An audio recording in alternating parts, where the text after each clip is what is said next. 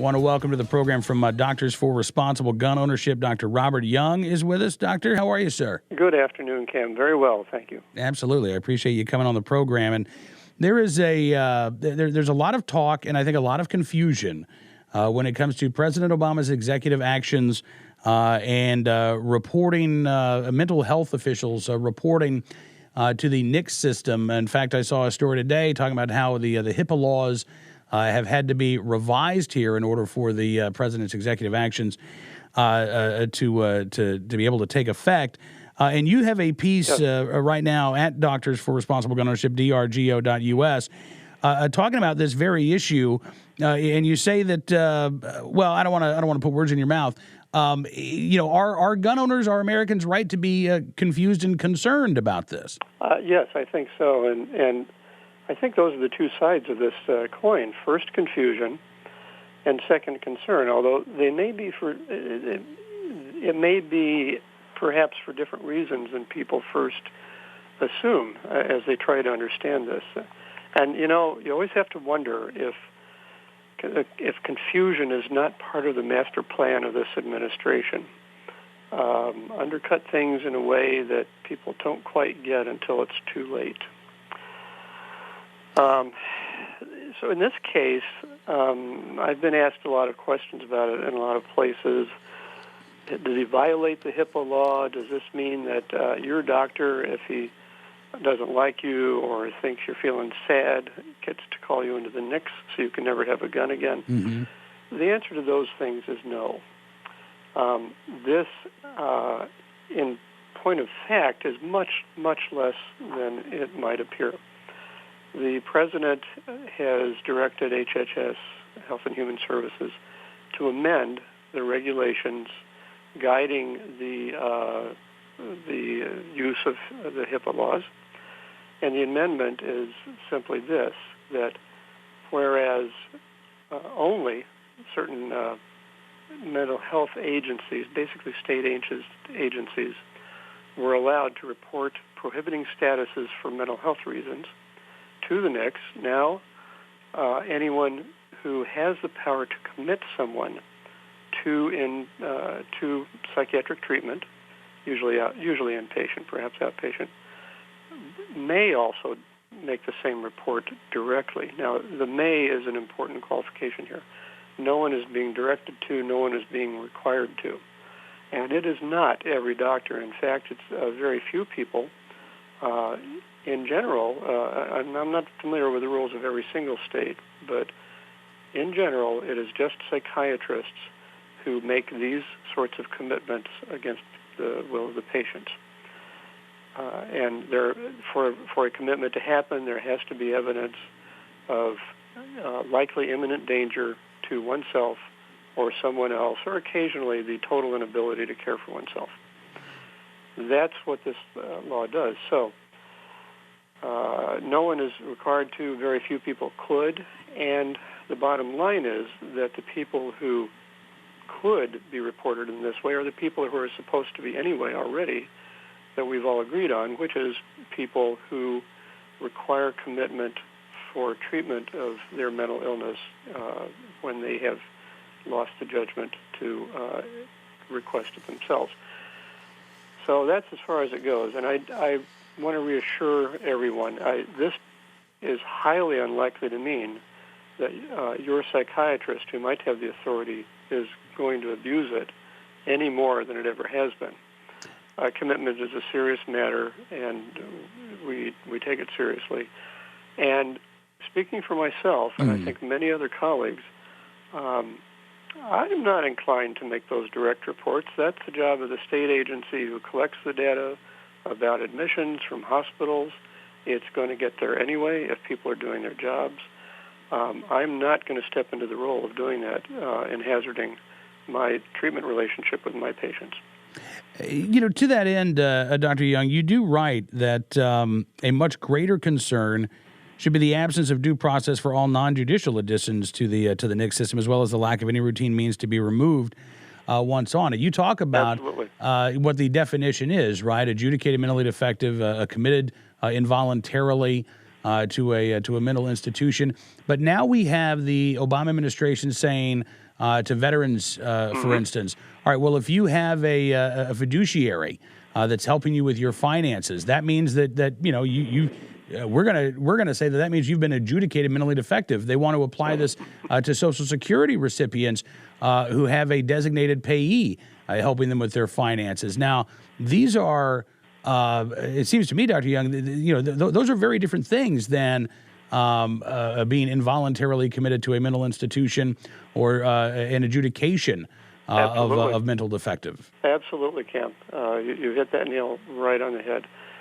There is no excuse for this is another example of confusion, and there's no excuse for setting up confusion in that way. Someone who, for some reason, has someone else handling their finances is not necessarily incompetent, confused, defective in any other way whatsoever. There are many ways you can have some inadequate capacity to do things, but different things require different capacities, and one does not define the other. So you're not mentally defective just because you've asked your nephew Bill to handle your checkbook, for example. Mm-hmm. And this is the part that really worries me about all these things. This little HIPAA amendment that in itself I think really shouldn't be threatening it's another tiny step down this slope of trying to make it easier and easier to get people on the prohibited list. Much bigger examples are, as you pointed out, what they have done already to veterans who require or asked for fiduciary help and who have the diagnosis of PTSD, which in itself does not mean you're dangerous either.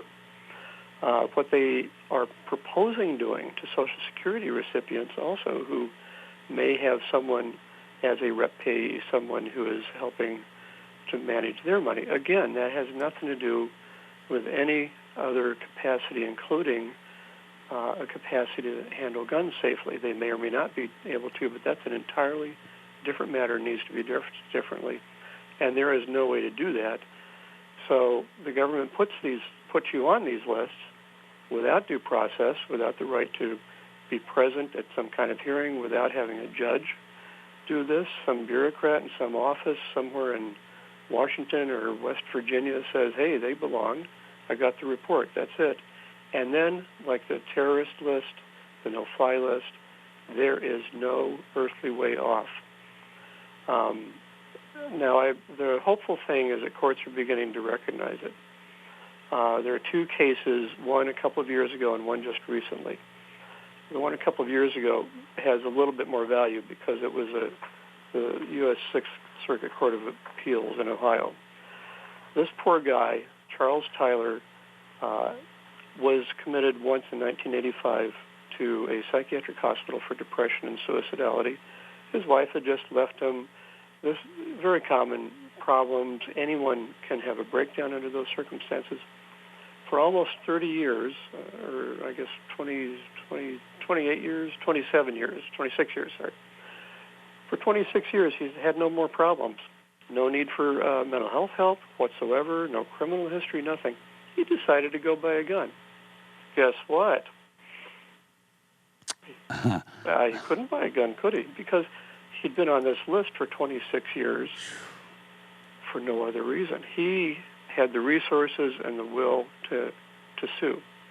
And the Court of Appeals decided that such a long prohibition in a case like that, for no other reason, is unconstitutional, voided it, and Charlie got his gun, to paraphrase our friend Emily's book. Well, so it's a useful precedent. It applies in the Sixth Circuit, nowhere else. The more recent case is a lower court, so it doesn't have much precedential value. But those are the only two decisions so far that have come up on this subject, and we have to hope there will be more and higher, because until part of the deal is the government's responsibility to provide due process on both ends of this process, we need to worry about each other getting caught up in it. Yeah, absolutely. And I think when we talk about the moves here that are being made within the VA and the Social Security Administration, this leads to, I think, people being concerned about, listen, if I've been treated for depression, is my psychologist or psychiatrist going to report me to NICS? Exactly. If I've been diagnosed with PTSD, because we see it's not outside of the realm of impossibility that the same folks who, again, are going after veterans and Social Security recipients would also try to broaden that definition when it comes to mental health. Mm-hmm. And, in fact, don't forget, the original executive order that started this whole process within the Veterans and now Social Security Administrations applied to virtually all major federal agencies, Department of Defense, various others, to rationalize and make more consistent their reporting of information in their possession to ensure complete lists of prohibited persons. So we can expect this from other federal agencies as we go down the pike, except we can hope not more than the rest of this year. We can hope and pray. Yeah. All right. Let's hope for change, shall we? Exactly. Listen, Dr. Young, I appreciate you coming on the program. And what advice do you have for folks who are concerned and confused about this still? I mean, is this something that they should be talking to their doctor about? Well, certainly appropriate to ask, and they're going to find out that most of their doctors have nothing to do with it, don't want to, and can tell them that. Except for those few, who are problems and want to convince people to be afraid of guns and things. I don't know how they'll react, but that's a whole other issue. Please, I really invite people to read my piece for a careful explanation of this on DRGO, Executive Action, Gun Control and Mental Illness. Too little is still too much. Your local mental health associations should understand this quite well and should want to reassure people too. Most everybody in the mental health world wants to reassure people about this. All right, Dr. Young, thank you again, sir, for coming on the program. It is always a pleasure getting a chance to talk with you, and I hope we can do this again soon. Mine too, Cam. You all take care. You too, sir. Dr. Robert Young joined us from Doctors for Responsible Gun Ownership.